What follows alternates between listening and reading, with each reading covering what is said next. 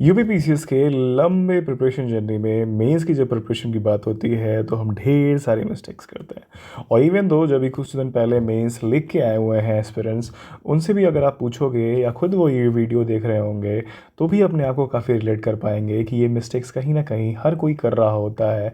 और ढेर सारे लोग तो इन मिस्टेक्स को करते हुए कमिट करते हुए ही मेंस लिखाते हैं, और जब मेंस लिख के निकलते हैं तो उनको रियलाइज़ होता है कि नहीं, ये तो हमने मिस्टेक्स कर दी, अगली बार नहीं करेंगे, अगली बार नहीं करेंगे। और वो कभी ये मिस्टेक्स को अपने सामने लिखते नहीं हैं, लेकिन वो फिर से वो मिस्टेक्स करते हैं अगली बार। आज मेरी इसी बात पे एक दो लोगों से बात हुई है और मैंने सोचा कि क्यों ना इस चीज़ को शेयर किया जाए। तो इन मिस्टेक्स की जो अगर लंबे जो फेहरिस्त है उसमें से 3 सबसे बड़ी मिस्टेक्स काउंट की जाए तो इस वीडियो में हम उनके बारे में बात करने वाले हैं। तो नमस्ते जी, स्वागत है आपका हमारी नई वीडियो में, स्वागत है आपका तेजस सिविल्स में। चलिए स्टार्ट करते हैं। तो साहब हम बात करने वाले हैं 3 स्टेप्स की, ठीक है, बस 3 स्टेप्स और आप डन है अगले साल के यूपीपीसीएस मेंस के बारे में, राइट। तो हम UPPCS mains, specifically UPPCS mains की बात करने वाले हैं। डेविएट नहीं करेंगे टॉपिक से, यूपीएससी पे नहीं जाएंगे। तो हम बहुत ही सिंपल रखने वाले हैं। लेकिन अगर आप बस ये 3 स्टेप्स की बात होती है और इतने सिंपल होते तो इतने ढेर सारे मेंस लिख लो जो लिख रहे हैं वो डिस्क्वालीफाई क्यों हो जाते हैं, वो इंटरव्यू कॉल तक लाने मुश्किल क्यों हो जाता है उनके लिए। इवन दो अगर इंटरव्यू कॉल कन्वर्ट कर लेते हैं तो फाइनल सिलेक्शन क्यों नहीं होता है, ठीक है। और इतना ही आसान होता तो इतना ही ब्रिलियंट लोग बाहर क्यों जाते, ठीक है।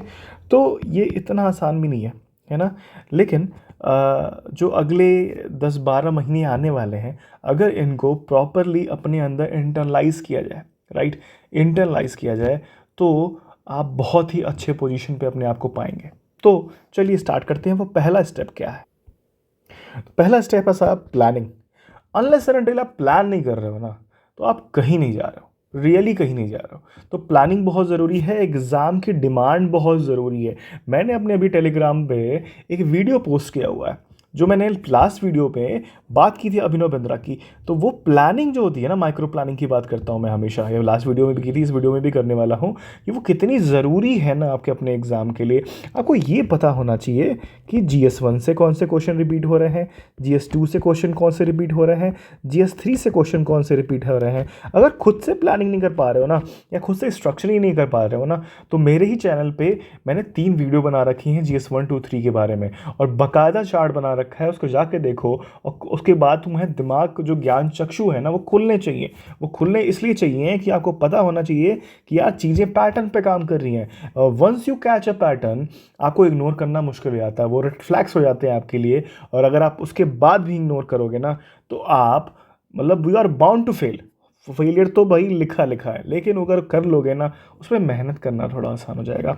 तो यही चीज़ है, प्लानिंग आपका थोड़ा सा ना मेहनत कम कर देता है, ठीक है, और स्मार्ट वर्क बढ़ा देता है। आप गधा मजदूरी नहीं करोगे उसके बाद, राइट। उसके बाद हर एक किताब, हर एक वो स्टॉल्स पे रुक के आपको देखना कि हाँ ये भी अच्छा है, ये भी मटेरियल अच्छा है, ये क्यों ना कर लें, ये क्यों ना कर लें, ठीक है। तो उसके बाद ये चीज़ें ना आपको बहुत अवॉइड करनी पड़ती है ना, कि यार हम अब आलतू फालतू मटेरियल्स नहीं पढ़ेंगे, हमारी एकदम क्लियर है, मेरे पास लिस्ट है।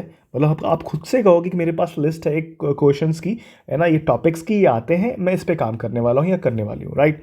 तो पहली चीज़ तो ये हो गई। दूसरी चीज़ हो गई कि व्हाट, है ना, प्लानिंग किस चीज़ की करें, राइट। प्लानिंग इस चीज़ की करें कि अगर कोई एग्जामिनेशन है हमारा तो उसकी डिमांड क्या है, ठीक है। क्या अगर वो क्वेश्चन पूछ रहा है, 20 क्वेश्चंस पूछ रहा है, 12 नंबर के हैं, 10 नंबर के हैं, तो अगर 10 नंबर में आ गया तो क्या करना है, 12 नंबर में आ गया तो क्या करना है। और अगर ये क्वेश्चंस रिपीट हो रहे हैं सेम तरह के, तो इनके किस तरह के कंटेंट होना चाहिए, लोग नंबर किस पे पा रहे हैं। आप थोड़ा सा बात करो, थोड़ा वीडियोज़ देखो, थोड़ा कॉपीज़ देखो, है ना। कॉपीज़ देखने से, टॉपर्स कॉपीज़ देखने से मालूम चलेगा ना। मैं नेक्स्ट वीडियोस पे बनाऊंगा कि ढेर सारे लोगों को प्रॉब्लम तो यही है कि आंसर राइटिंग स्टार्ट कैसे करना है ना, क्या लिखें क्या ना लिखें। मतलब जज्बा है अंदर, बहुत है, एटीट्यूड है, एप्टीट्यूड है, लेकिन वो चीज़ होती है ना कहीं माइंड ब्लॉक है। तो वो भी हेल्प करता है प्लानिंग कि कहाँ से कैसे स्टार्ट करना है, राइट। फिर आता है हाउ।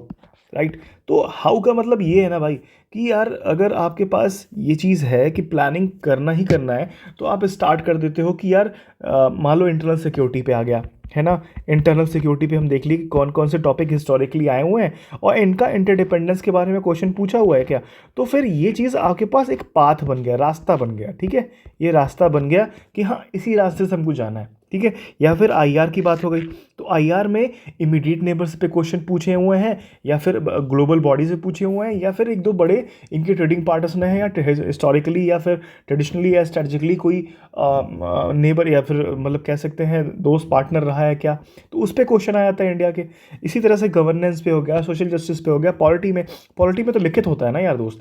आप देखो ना प्रियम्बल पे आएगा आएगा, फंडामेंटल ड्यूटीज़ पे, फंडामेंटल राइट्स पे आएगा आएगा, फिर आपका आता है बेसिक स्ट्रक्चर डॉक्ट्रिन पे आता है, फेडरल स्ट्रक्चर पे आता है। आपको एक क्वेश्चन प्राइम मिनिस्टर या गवर्नर पे मिल जाता है हर साल। अगर गवर्नर पे नहीं मिलेगा उस साल तो आपको प्रेसिडेंट में मिल जाएगा उस साल, ठीक है।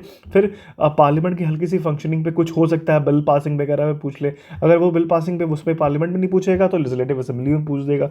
तो ये चीज़ें आपको प्लानिंग से मालूम चलती हैं कि यार हो क्या रहा है, एग्जाम्स में हो क्या रहा है। फिर उसके बाद मेहनत, जो कहते हैं ना कि गधा मजदूरी एक्चुअली में प्लानिंग में है, ठीक है। और जैसे जैसे आप प्लान करते जाओगे, चीज़ों को पेपर्स पे लाते जाओगे ना, वैसे वैसे आपका जो जो काम है ना वो स्मार्ट वर्क में बदलता चला जाएगा, राइट। ये समझ में आया। तो पहला है प्लानिंग, और आप लिख के रख लो ना यार, 90% लोग प्लानिंग नहीं करते हैं। मैं मैं जितने लोगों से बात की है ना, उसमें से हार्डली एक से दो लोगों ने ये बोला है कि yes I plan for it, right, I plan for it, ठीक है। तो और मैक्सिमम लोगों से मैंने जितने प्रिपरेशन लेवल पे बात की हुई है ना, वो उनमें प्लानिंग की ही सबसे बड़ी कमी होती है। बिकॉज एंड में अगर आप क्रम्बल कर रहे हो, एनजाइटी अटैक्स आ रहे हैं, that means you never plan for it. लिख के रख लो, अगर एग्ज़ाम से पहले एनजाइटी अटैक्स आए हुए हैं तो मोस्टली लोगों को परफॉर्मेंस एनजाइटी अटैक्स नहीं होते हैं। मोस्टली लोग को ये होता है कि अगर ये आ गया तो क्या करेंगे, because they don't have content for it, ठीक है। तो चलिए नेक्स्ट स्टेप पे आते हैं भाई। नेक्स्ट स्टेप क्या है? तो नेक्स्ट स्टेप है साहब कंटेंट। कंटेंट बिखरा हुआ है ना। इतना अवेलेबिलिटी है ना मटेरियल का मार्केट में कि लोग को लग रहा है कंटेंट तो पड़ा ही हुआ, कहीं से उठा लेंगे, कहीं से उठाएंगे, कहीं पढ़ लेंगे, लिखाएंगे, है ना। सबका एटीट्यूड तो भैया यही है कि भैया हम कहीं ले, कोई दिक्कत ना आए वही हमके, है ना। कि यार हम तो मतलब हमारे हमारे क्षेत्र का तो ये मतलब कहते हैं ना कि कानी उंगली है हमारी, है ना। कभी उठाएंगे वो उसका मटेरियल, फला फला कोचिंग का मटेरियल पढ़ लेंगे, तो फला कोचिंग का मटेरियल पढ़ लेंगे, वहाँ ये है, अरे उसका देखे हुए हैं हम, वहाँ पे मिल जाएगा हमको। यही चलता रहता है लोगों का। बात करो तो लगता है भैया कि यार इनसे परे तो कोई है नहीं, है ना। तो यही चीज़ तो आपको अवॉइड करनी है दोस्त। एक काम करो, है ना, पहली चीज़ करो, मेरा सजेशन मान लो, एक लिस्ट बना लो, ठीक है, चारों पेपर के बारे में लिस्ट बना लो। और फिर उसके बाद कहते हैं ना कि कंटेंट डंप करो, पर टॉपिक कंटेंट डंप करो। फिर स्ट्रक्चरिंग करो। स्ट्रक्चरिंग में अगर तुम पहले अटेम्प्ट दे रहे हो या पहला मेंस होने जा रहा है या एक मेंस दिए हो बस, तो तुमको पता होना चाहिए कि इंट्रोडक्शन में क्या क्या होना चाहिए चीज़ें, तुम्हें बॉडी में क्या क्या होनी चाहिए, कंक्लूजन में क्या होना चाहिए चीज़ें। उस हिसाब से कंटेंट को एक जगह डंप करो। पहला काम तो ये है कि लिस्ट बना लो, ठीक है। लिस्ट बहुत एग्जॉस्टिव नहीं है यूपीपीसीएस की, ये भी रियलिटी है, इसलिए ये बातें करना आसान है हमारे लिए। तो लिस्ट पर टॉपिक माइक्रो प्लानिंग करो कि यार आईआर का ये है, इंटरनल सिक्योरिटी का ये है, गवर्नेंस का ये है, सोशल जस्टिस का ये है, ठीक है। या फिर पॉलिटी का ये है ना, कोई भी चीज़ हो गई, या सोसाइटी हो गया, ज्योग्राफी हो गया, ठीक है, वर्ल्ड हिस्ट्री हो गया। इस तरह के मतलब एग्जॉस्टिव टॉपिक्स नहीं हैं, है ना। मेरा 18 पेज का एक वर्ल्ड हिस्ट्री का नोट्स है, एंड हिस्टोरिकली सारे क्वेश्चन इस साल भी वही यूनिफिकेशन वाला जो हिस्ट्री का क्वेश्चन था, यूनिफिकेशन ऑफ जर्मनी, उससे ही आया वो 18 पेज की। जो इवन मैंने फॉन्ट बहुत बड़ा बड़ा कर रखा है ना, क्योंकि हिस्ट्री तो बहुत इरिटेटिंग होता है ना वर्ल्ड हिस्ट्री, तो मैंने फॉन्ट थोड़ा बड़ा बड़ा कर रखा है, एटलीस्ट यार फॉन्ट देख के या घिचपिच देख के ना इरिटेशन ना हो, ठीक है। तो कहने का मतलब आप पहले लिस्ट बना लो, और फिर लिस्ट में चाहे वो 150, 300 कितनी भी हो, 350, ठीक है ना, 400, मैं कह लो कि पर पेपर 100 टॉपिक्स ले लो आप, ठीक है। तो पर पेपर 100 टॉपिक्स से ही बनाते हो ना, तो बहुत बड़ी बात नहीं होना चाहिए। पहली बात, ज़्यादा बनेगा। पहला बात, हर टॉपिक में ना कहीं हो सकता है कि 4-4, 5-5 पेज का बन जाए, लेकिन वो पहला गो होना ज़रूरी है। आप ये देखो, मैं एग्जांपल लेता हूँ क्योंकि एग्जांपल सेट करना ज़रूरी था। और फिर ये होता है ना कि मैंने लिखा है कि make notes on each and every topic. ठीक है, अगर आपको हिस्टोरिकली 6 साल का पेपर हो गया, 2018 से 2023 हो चुके हैं, 6 साल हो चुके हैं, आपके पास हिस्टोरिकली एक एक सेट ऑफ डाटा आ चुका है ना, एटलीस्ट उस डाटा पे काम करो। और उसके बाद 1.5 टाइम्स तुम्हारे पास टॉपिक्स होने चाहिए, यानी इन एंड अराउंड। हो सके है तो जो टॉपिक है उन पर देख लो कि यूपीएससी पे क्वेश्चन आया हुआ है क्या, उसके अगल बगल यूपीएससी पे क्वेश्चन बन रहा है क्या। अगर बन रहा है उसको लिख लो, उसको भी लिख लो अपने नोट्स में, उसको बना लो नोट्स। जैसे मैंने इंक्लूसिव ग्रोथ पे बनाया हुआ है, ठीक है। इंक्लूसिव ग्रोथ पे मैंने इंट्रोडक्शन के लिए लिख लिया, डेफिनेशन लिख लिया था, की फैक्ट्स लिख लिए थे, ठीक है। फिर एलिमेंट्स की बात की गई थी, फिर नीड क्या है इसका, मैं एग्जाम्पल लिया है ना, डिटेल्ड है ये, एग्जॉस्टिव लग रहा है तुमको भी देख के, ठीक है। तो मैंने, मेरे लिए कहा, सबके लिए कहानी बहुत ज़रूरी होती है कि एक किसी कंटेंट को पढ़ने के लिए, किसी टॉपिक को पढ़ने के लिए, डिटेन करने के लिए, समझने के लिए आपको एक कहानी की ज़रूरत पड़ेगी, है ना। एक पॉसिबल सेट ऑफ कंटेंट की ज़रूरत पड़ती है। मोनोटोनस नहीं होना चाहते हो आप, ठीक है। तो इसलिए मैंने फैक्ट्स को बाउंड नहीं किया, दो चार मतलब एक दो नहीं रखे हैं। अगर एक दो में मुझे लगा ना कोई कुछ कम ही लग रहा है यार, है ना, तो फिर मैं फिर से खोजने तो यहीं आऊँगा।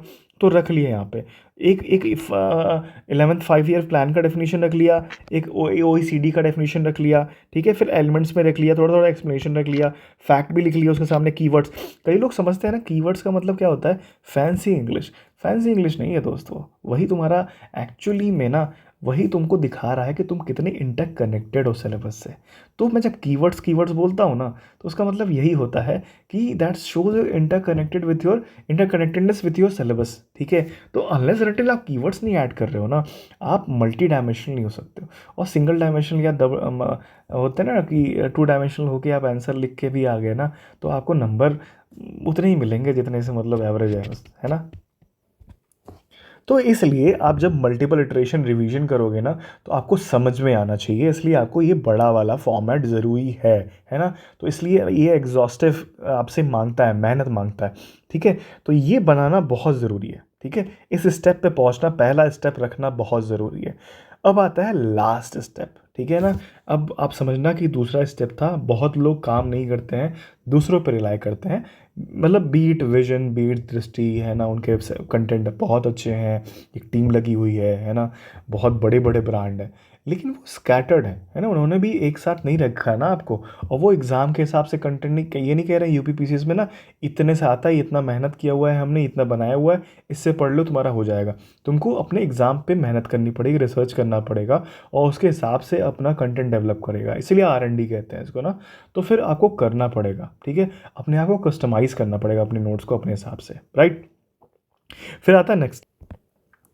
नेक्स्ट स्टेप है साहब, ये तो रामबाण है ना। मैं लास्ट टाइम वीडियो में भी बोला हुआ है कि मेन से पहले, अगर आपका 1 महीने पहले या फिर 20 दिन पहले, या फिर आप कह लो हाँ वही आसपास है ना, 1 महीने 15 दिन 20 दिन पहले आपके पास आपके नोट्स जो है ना, लॉन्ग नोट्स जो पिछले प्रीवियस स्लाइड पे दिखाया हुआ है मैंने, अगर वो तैयार है आपका, वो रेडी है ना, वो रेडी है, और मल्टीपल टाइम आपने उसको पढ़ रखा है, ठीक है ना। तो यानी इसका मतलब ये हो गया कि आपको पता है कहानी चल गई दोस्त, है ना। आपको ये मालूम चल गया कि इसकी आगे पीछे क्या क्या है, कौन सी चीज़ें वॉमिट की जा सकती हैं, कौन सी चीज़ें रखी जा सकती हैं। वॉमिट कैसे आ सकती है, वॉमिट बोल दिया मैंने। कौन सी चीज़ें हटाई जा सकती हैं, कौन सी या चीज़ें रखी जा सकती हैं, और किन चीज़ों को देख के, किन कीवर्ड्स को देख के, किन की टर्मोलॉजीज़ को देख के आपको पूरी कहानी याद आ सकती है ना। अगर इवन इफ आप पूरी कहानी नहीं लिख पाए, तो वो कौन से कीवर्ड्स हैं, या वो कौन से कह सकते हैं ना कि की टर्मोलॉजीज़ हैं, कि अगर आंसर में आपने प्रोड्यूस कर दिया, तो जो इवेलुएटर है ना आपका, वो आपके मार्क्स नहीं काट पाएगा उस पर, ठीक है। तो इस तरह से मैंने ये लास्ट टाइम पे बनाया था, ढेर सारे टॉपिक्स के लिए, मोस्ट ऑफ टॉपिक्स के लिए बनाया था। ये मैंने पर्टिकुलरली इंक्लूसिव ग्रोथ के लिए रखा हुआ है। तो आप देखो, मैंने एक डेफिनेशन रखा, एक मैंने फैक्ट रखा, और फैक्ट में कोशिश किया कि 2-3 आ जाए इसमें, 2 तरह के, ठीक है। उसके बाद एलिमेंट्स को कीवर्ड्स में रखा मैंने, ठीक है, एलिमेंट्स को कीवर्ड्स में रखा हुआ। और आप देखना कि नीड वाले पार्ट को भी मैंने कीवर्ड्स में रखा हुआ है। मेजर्स कौन से लिखे हैं, शॉर्ट फॉर्म में मैंने सारी स्कीम्स लिख ली हैं, चैलेंजेस भी लिख लिए, ठीक है, और वे फॉरवर्ड में लिख लिया, ठीक है। अब इतने पे मुझे कहानी पता है, सब कुछ लिख लूँगा मैं, कोई दिक्कत नहीं होने वाली मुझे, ठीक है ना, क्योंकि मेरे नोट से मल्टीपल टाइम इटरेशन मैंने मेरे को गुजरा हुआ है, और फिर वो कहानी वहाँ पे उतारना आसान हो जाएगा। मोस्ट इंपॉर्टेंटली ना, एग्ज़ाम से पहले रिवाइज़ करना बहुत आसान हो जाएगा। अब मैं बताता हूँ आपको दो तीन चीज़ें बहुत ही इंपॉर्टेंट। आज एक लड़के से बात हुई मेरी, हम लोग ही ग्रुप का लड़का था, क्लोज ग्रुप है हम लोग का, बेसिक किस लोग का ग्रुप बढ़ रहा है धीरे धीरे वो। तो उसमें उसने बात की, उसका पहला अटेम्प्ट था, ठीक है ना, आई वोंट डिस्क्लोजर नेम। तो लेकिन मुझे उसको भी ये फील हो रहा था कि यार उसने एक गोल्डन अपॉर्चुनिटी मिस की हुई है, ठीक है, because a lack of planning, है ना। वो एनजाइटी में उसे समझ नहीं आया कौन सी चीज़ें कैसे समअप करनी है। कुछ चीज़ों को वो स्टार्ट किया, स्ट्रक्चर्ड किया, लेकिन बीच में छोड़ना पड़ा उसे, क्योंकि ढेर सारी चीज़ें और छूट रही थी, सिलेबस बहुत बड़ा है ना, पेपर 4 सही से नहीं हो पाया। एट द सेम टाइम एक बंदा है जिसने मल्टीपल मेंस लिखा हुआ है, और उससे मुझे, जब मैं मेंस से दिल दे के लौटा, नेक्स्ट डे उससे बात हुई, हमारे ग्रुप का लड़का है, और ही वॉज सो मोटिवेटेड ना। उसने कहा कि सर, देना है तो देना है, निकालना है तो निकालना है। मुझे ठीक है, मैं अपने अटेम्प्ट से पॉजिटिव में हूँ, मुझे लग रहा है कि अच्छा हुआ है, लेकिन मैं इसे और अच्छा कर सकता हूँ।